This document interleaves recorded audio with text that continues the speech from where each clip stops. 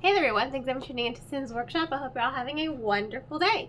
So, today we are going to be reviewing the Songbird and the Harpstone by Carissa Broadbent. This is technically the third book in her Crowns of Nyaxia series, but it is her second duology in the series. And it follows Misha, who needs to be protected at all costs. I stand by that statement. I love Carissa Broadbent's storytelling. I am just like in awe, honestly. I love the way she tells a story. I love her characterization. I love her world building. And her first duology dealt with House of Night, with Araya and Rian. That's how we're going to pronounce his name. Now we are, the House of Shadows with the Shadowborn, right? And Misha. So if you remember, I might have some spoilers here. So if you don't want any spoilers of the series, you gotta stop watching now, because I'm sorry. I'm going to have to mention a couple things from the first two books. So, if you remember in the Ashes and the Starker's King, Misha completely obliterates the Shadowborn heir, right? That's important for this book because Asar, who was a bastard, he is the pronounced heir, right? And he does get the heir mark when his father dies. So he saves her.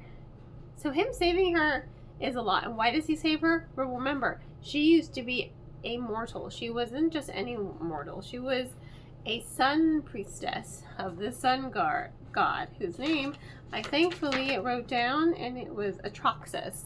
By the way, he's a prick. And you know what? The more I read these books, the more I'm just like, no wonder Nyaxia left the White Pantheon. No wonder she left y'all asses and went to go be a rebel. Like, pardon my language, fuck you guys. They're kind of awful. The White Pantheon. The gods of light. They suck. Like, the more I read about them, the more I'm just like, you guys suck. You're awful. They're awful. And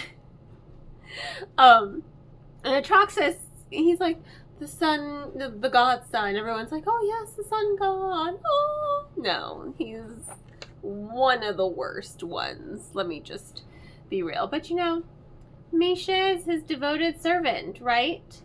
She's gonna do not only that. Apparently, she was also his bride. Trigger warning, there is mentions of grooming here because he meets her when she's 8.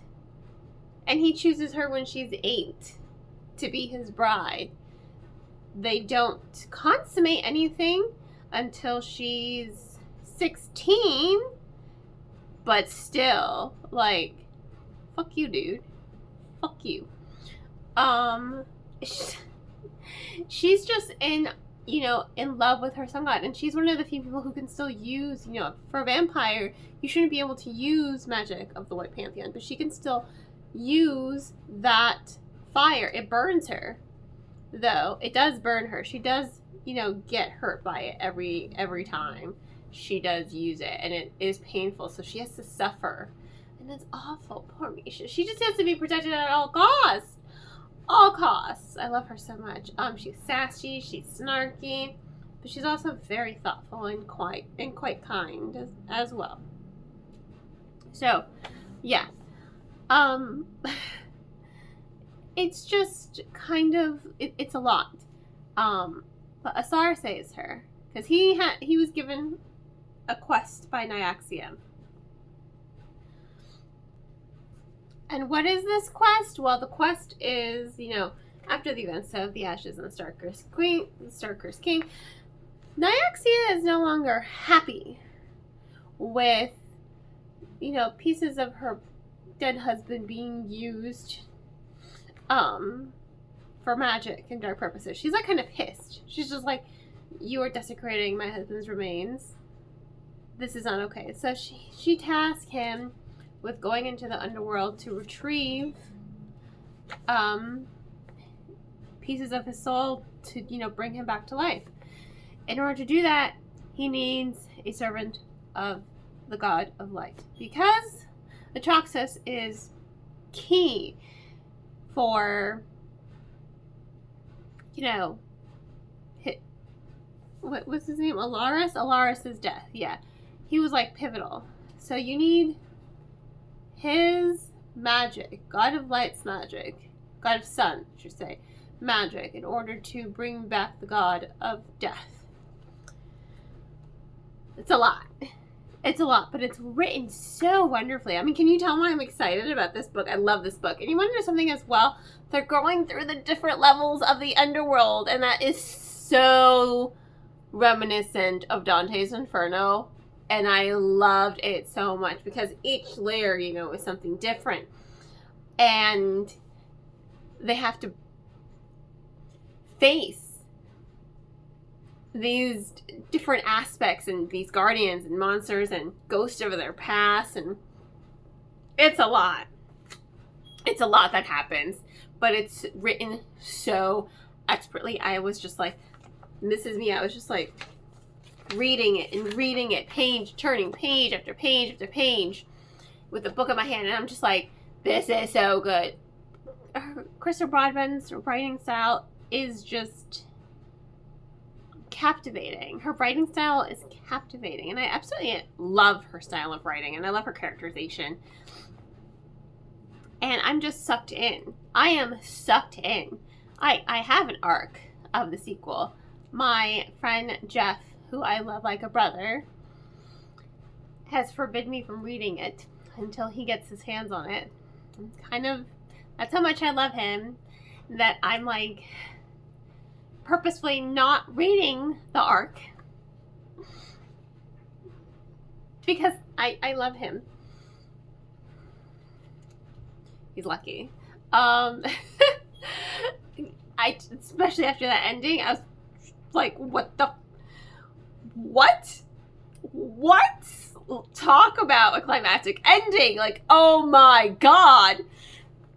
Oh, I need to read the next book, and I need to read it now. Like, you don't understand the need.